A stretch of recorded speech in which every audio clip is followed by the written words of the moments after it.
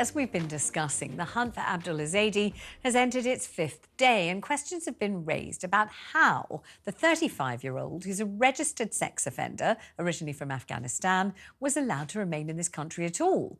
The chemical attack suspect was denied asylum twice by the Home Office, but an immigration tribunal ruled that he should be allowed to stay in the UK after he claimed to have converted to Christianity. There are now reports that 40 other asylum seekers currently being held on the Bibby Stockholm barge are attempting to convert to Christianity. Joining me now is Reverend Sally Hitchiner, who's Associate Vicar at St Martin in the Fields Church, and immigration lawyer Harjap Bhangal. Let's talk to Harjap first. Harjap, converting to Christianity, is that a known ticket to staying in this country? You say you've seen the light, you have the faith, and hey, presto, the door's open, open sesame, you can stay? I wouldn't really say it's a ticket. Scams and loopholes have been around for ages, Vanessa, at least 20 years. And they include trying to convert your religion, claiming to be homosexual in a same-sex relationship, even marrying cousins and relatives. So, fake sham marriages. They've been around. But in actual principle, it's very few who go through with it. And we're not even talking thousands, usually very few hundreds, in the hundreds. However, in this case, I think the failings were in relation to the Home Office, the fact that he was allowed to apply multiple times and not removed, even after he'd been convicted of an offence. And therefore, he converted to Christianity.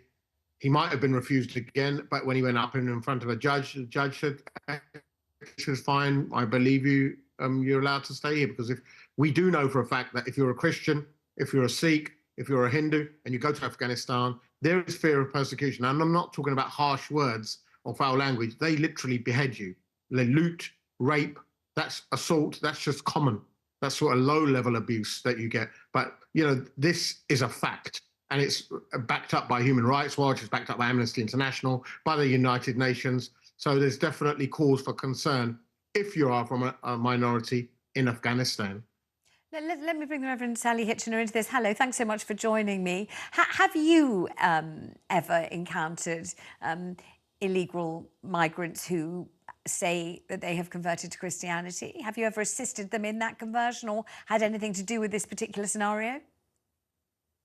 So I've definitely known people who have sought asylum based on their conversion to Christianity. I have a number of people and friends who are part of our church here who are applying for asylum legally and are hoping that their asylum claims, which are for a variety of reasons, some of them for their religion, some of them for their sexuality, some of them for various other things, which is part of our commitment to the UN Declaration on Human Rights, that we would commit to be a sort of country that does respect asylum where it is proper and legal. I knew one student who I worked with who converted to Christianity while she was doing a master's course, and realised and was told by a number of different charities that she'd be dead before she left the airport if she went home. So she had to apply for asylum, and thankfully she got it. But it was a very, very tough process. I'm surprised to hear about this one situation, and it seems to me like it's an anomaly, because for her situation, and she had a 6-hour-long interview, I'm not sure I would have got through it, the sorts of questions that she was asked under that level of pressure. What sorts of questions was she asked, for example? What kind of thing? I mean, I don't know if you can do this, Vanessa, but can you name the 12 disciples? Can you tell me the exact Bible readings that were at one of the services you were at that 3.5 months ago? Can you tell me what are the names of the first saints? Can you give me? She was asked to name the last book in the Bible, and she gave the answer in her own language because she was doing the answer in the interview in her own language, and the translator didn't have sufficient knowledge, so she translated it as apocalypse. And my friend knew that wasn't the word that British people used for the last book of the Bible, so she had to stop and in English correct the translator, because she saw the young person who was marking her put a big cross next to that question. And when your life depends on it, these sort of questions, which are just Wikipedia questions, they're not really the heart of the faith.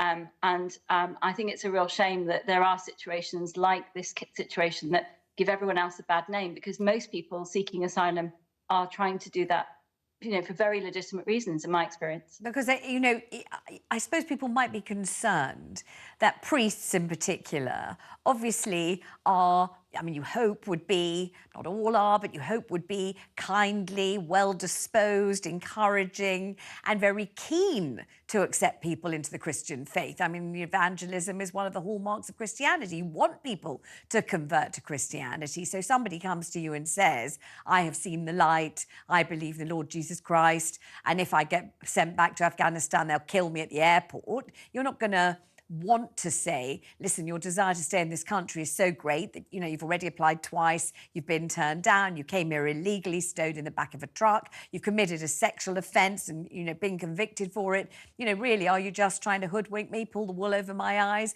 You're not really Christian, are you? If you got sent back, nobody would kill you at the airport because you're not Christian. You've just said it because you want to stay. And it seems like a most unlikely and pretty much some people would say unholy coincidence that 40 migrants on the Bibby Stockholm all have suddenly seen the light of Christianity all at once and all want to suddenly convert to Christianity. I think, you may think many things stuck on that boat, but I don't know whether the light and the life of joy and Jesus would be the main thing that you would necessarily discover. So what I mean is, could it be that well-disposed, kindly, delightful priests and vicars such as you are easily fooled by this stuff? That's what I'm asking, I suppose.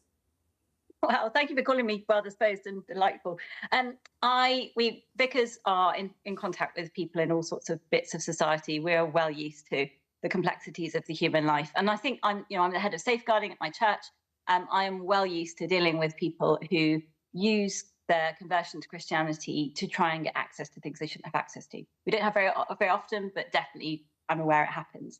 And for me and for most vicars, Reverend, I'm so sorry. I'm going to have to stop you only because we've run out of time. I really did want to hear the answer. I'm so sorry. Forgive me. Please give proper forgiveness. That kind of, evangelical sort. I'll have a bit of that.